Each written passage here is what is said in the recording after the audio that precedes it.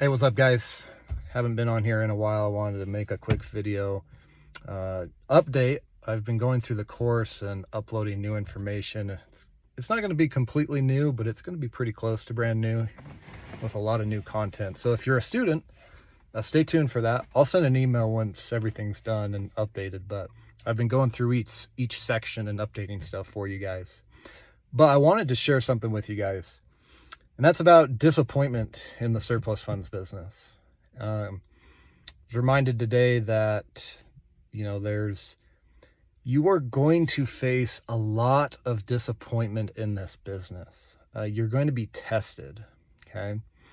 So in your journey, right, the first part of your journey is you learn about surplus funds. You first hear about it from someone, or you see an ad, or you watch a webinar, or someone tells you about it, right? Like, you hear about the opportunity from somewhere or someone. Most people hear about it and don't do anything with it. That's it. They just say, oh, that's cool, and move on with their lives. Then there are some people who dig a little deeper, watch videos like these. Maybe they go buy a course, maybe they go to a class, maybe they just start trying to do deals on their own. A lot of people will invest in education and go down that route, but never actually do a deal. Then there's a few people who learn about it, and then they'll actually make calls to people. They'll get a list of leads, and they'll actually do their research and start contacting people. If you get in that pool, you're in the minority already, okay? Now, but here's the thing. You call people, and then sometimes they'll ghost you. Sometimes they will go claim the money on their own. Sometimes they just never get back to you. Well, they ghost you, and they never sign up with you, right? Sometimes sales get reversed, okay, and there is no longer a surplus. And so you put in quite a bit of work and effort in this business with no guarantee of a return, okay? Or sometimes you actually get a deal signed, but then something happens. Maybe you miss something, and a lien comes and wipes out the overage. Maybe the sale gets reversed and the overage is gone. Like, there's a lot of things that can happen in this business that will make it to where you did a lot of work and you didn't get anything out of it. And I want you to understand that that is normal, and that does not go away. That doesn't go away. Okay? Now, you can mitigate those things through education and experience, okay? And that's why it is important to learn, because it's not just about you, it's about how you can better serve people. And so understand this. Every loss that you take is just preparing you and getting you closer to a win, okay?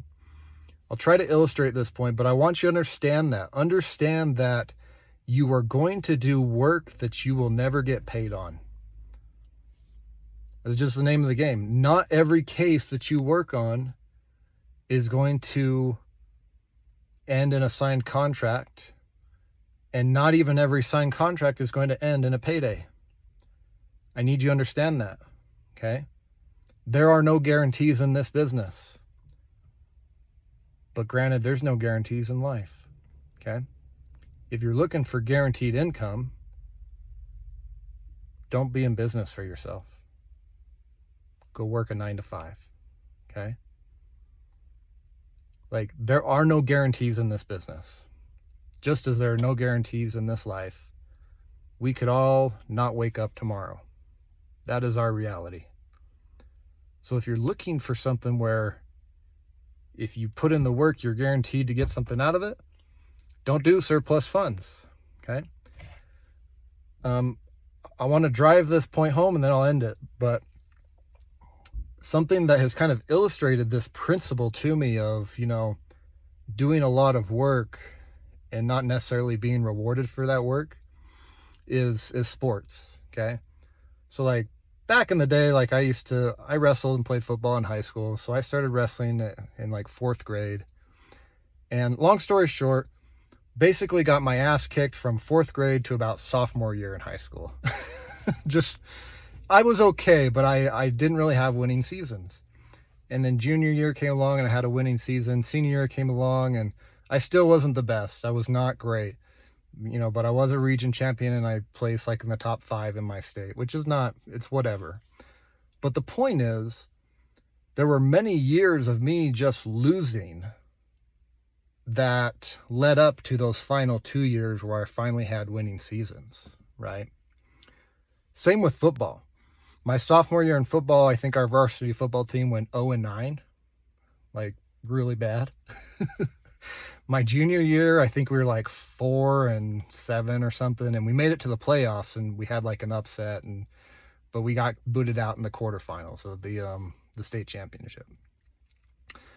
My senior year, we were, I think, 8-2, region champs, and made it to the semifinals before we finally got beat out at the semis. So that was tough. But the point is, there were many years of just a lot of work and not many wins before we actually started getting wins in both sports. And the same goes in this business, okay?